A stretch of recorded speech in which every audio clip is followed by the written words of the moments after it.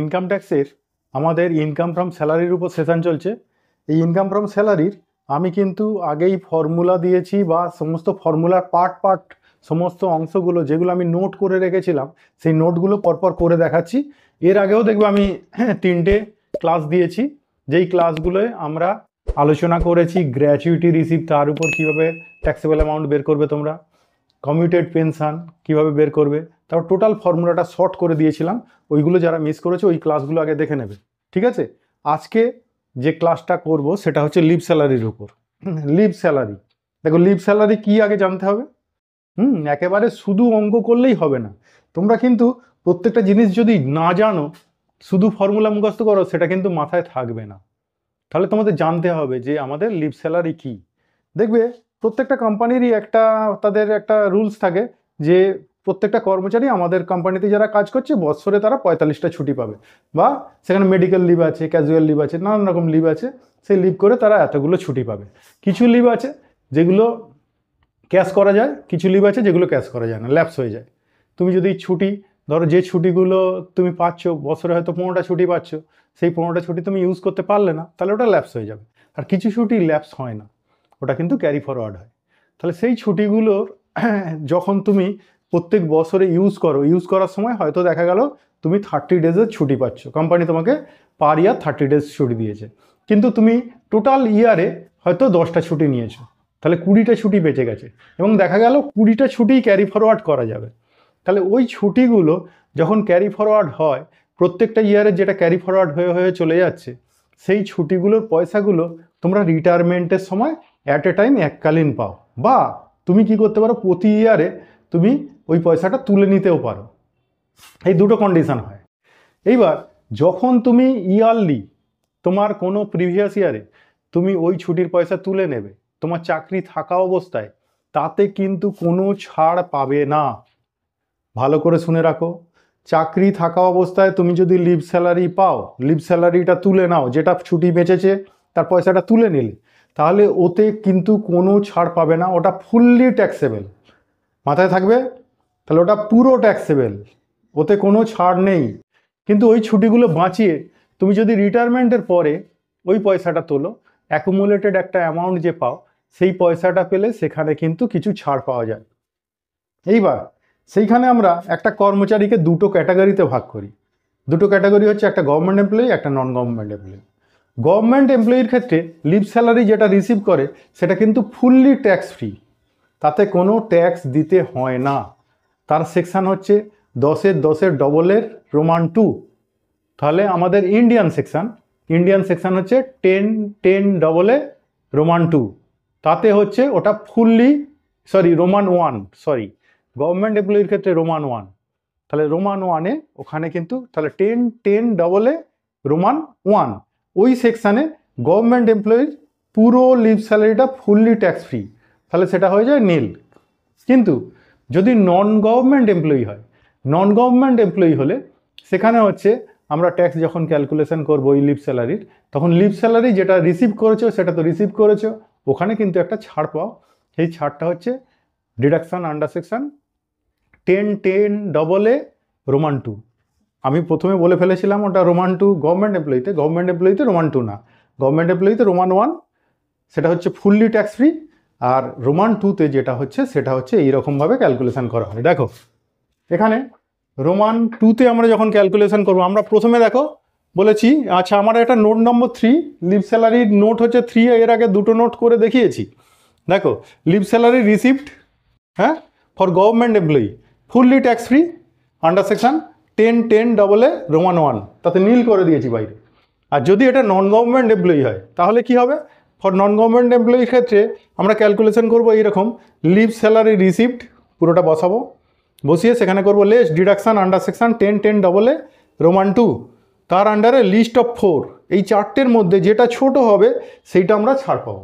কি, 1 নম্বর actual amount receive, actual যেটা leave salary receive করেছো সেইটা। 2 নম্বর 10 মান্থস অ্যাভারেজ স্যালারি, 10 মাসের অ্যাভারেজ স্যালারি, সেইটা এখানে বসাবো। আর 3 নম্বর হচ্ছে ম্যাক্স লিমিট হচ্ছে 25 লাখ। আমাদের যে অ্যাসেসমেন্ট ইয়ার আছে সেই অ্যাসেসমেন্ট ইয়ারে হচ্ছে এটা 2024-25 অ্যাসেসমেন্ট ইয়ারে এই লিমিটটা হচ্ছে 25 লাখ। এটা চেঞ্জ হয় মাঝে মাঝে, প্রত্যেকটা অ্যাসেসমেন্ট ইয়ারে এটা চেঞ্জ হয়। এই চেঞ্জটা পরের ইয়ারে হয়তো এই চেঞ্জটা হয়ে অন্য কিছু হয়ে যেতে পারে। তাহলে আমরা কিন্তু অ্যাসেসমেন্ট ইয়ার কভার করছি 24-25 কিন্তু লিমিট হচ্ছে, অ্যাসেসমেন্ট ইয়ারের লিমিট হচ্ছে 25 লাখ। ঠিক আছে, তারপরে হচ্ছে লাস্ট হচ্ছে cash equivalent to unavailed leave. Cash equivalent to unavailed leave calculation যখন করব, পার ইয়ারে তুমি যতদিন তোমার সার্ভিস পিরিয়ড, পার ইয়ারে ইনকাম ট্যাক্স অ্যাক্ট অনুযায়ী তোমার ছুটি পাওয়ার তুমি যোগ্য হচ্ছে 30 ডেজ। কোম্পানি তোমাকে 45 দিন ছুটি দিতে পারে, কিন্তু ইনকাম ট্যাক্স অ্যাক্ট অনুযায়ী তোমার ছুটি ক্যালকুলেশন ধরা হবে কত, 30 ডেজ করে। এইবারে ধরো এই ক্যালকুলেশনটা কীরকমভাবে হবে। ধরো সাপোজ আমরা সার্ভিস করেছি 32 ইয়ার্স, এবার 32 ইয়ার্স সার্ভিস করেছি এবং 32 ইয়ার্স 4 মান্থ সার্ভিস করেছি, কিন্তু আমরা কমপ্লিট ইয়ারটা নেব 32 ইয়ার্সে।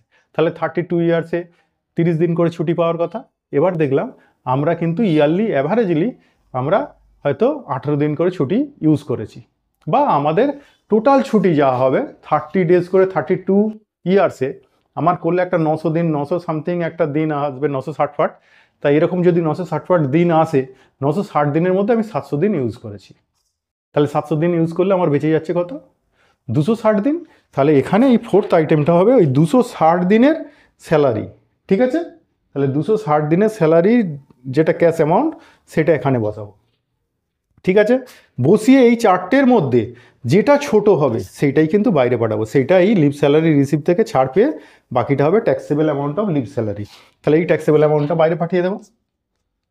ঠিক আছে, এইবার দেখো সাপোজ ধরো তোমার এখানে যে যে জিনিসগুলো তোমাকে মাথায় রাখতে হবে সেটা হচ্ছে কি, 1 নম্বর 10 months average salary. Average salary means কি, এখানে অ্যাভারেজ স্যালারি মিনস হচ্ছে basic plus DA plus commission. Commission যেটা হচ্ছে একটা ফিক্সড রেটে পাওয়া যায়। কমিশন এটা না তুমি মান্থলি 2000 টাকা পাবেই যেটা ফিক্সড হয়ে আছে, সেইটা কমিশন কিন্তু ধরা হবে না। কমিশন ধরা হবে একটা রেটে, তুমি হয়তো টার্নওভারের উপর কমিশন পাচ্ছ, তোমার কাজের উপর কমিশন পাচ্ছ 5%, 10% যা পার্সেন্টেজ কমিশন যদি পাও, তাহলে সেই কমিশনটা কিন্তু নেওয়া হবে।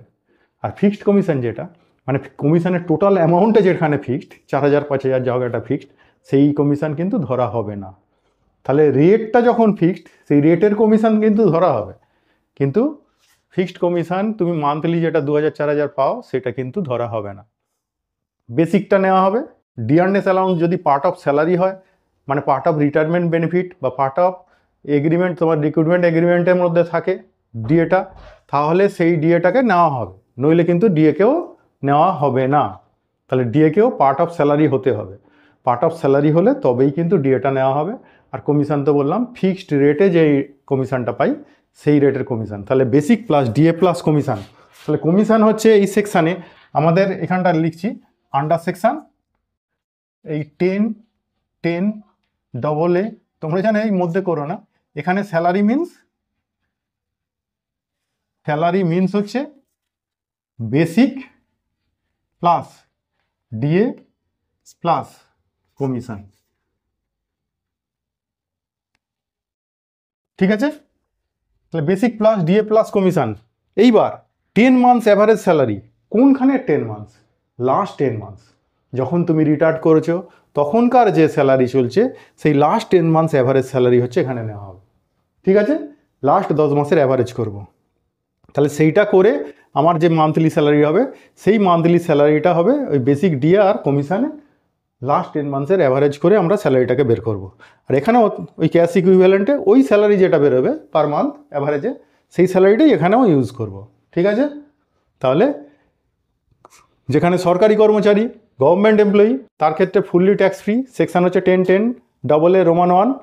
যেখানে নন গভর্নমেন্ট এমপ্লয়ির ক্ষেত্রে তখন আমাদের ক্যালকুলেশনটা হবে, এখানে নন গভর্নমেন্ট এমপ্লয়ির গ্র্যাচুইটি এই লিভ স্যালারি রিসিপ্টটা বসালাম, তার থেকে আমরা ছাড় পাবো 10 ডবল এ রোমান 2তে actual amount 10 months average salary maximum limit আর cash equivalent to unavail leave, মানে যেটা আনঅ্যাভেলড লিভ, সরি এখানে ঠিক কেটে ফেলেছি, আনঅ্যাভেলড লিভ। তাহলে সেইটা হচ্ছে 4 নম্বর আইটেম। এই চারটের মধ্যে যেটা ছোট হবে সেইটা আমরা ছাড় পাবো, এই লিভ স্যালারি থেকে ছাড় পেয়ে লিভ স্যালারিটা বাইরে যাবে। আর এই সেকশানে আমাদের স্যালারি মিনস কি, salary means basic plus DA plus commission. আর ডিএর কোন পার্টটা বলছি, যেটা স্যালারির অংশ, আর কমিশনের কোন পার্টটা, যেটা ফিক্সড রেটে পাই, ফিক্সড রেটে, নট ফিক্সড অ্যামাউন্টে। ফিক্সড অ্যামাউন্টে যে কমিশন পাই সেটা হবে না কিন্তু, ঠিক আছে? তাহলে এটা হলো লিভ স্যালারি। তাহলে লিভ স্যালারির উপর আইডিয়াটা ক্লিয়ার হলো। আর যে লিভ স্যালারি আমরা চাকরির পিরিয়ডের মধ্যে পাই, সেই লিভ স্যালারিতে কিন্তু কোনো ছাড় নেই, সেটা কিন্তু পুরোই ট্যাক্সেবল।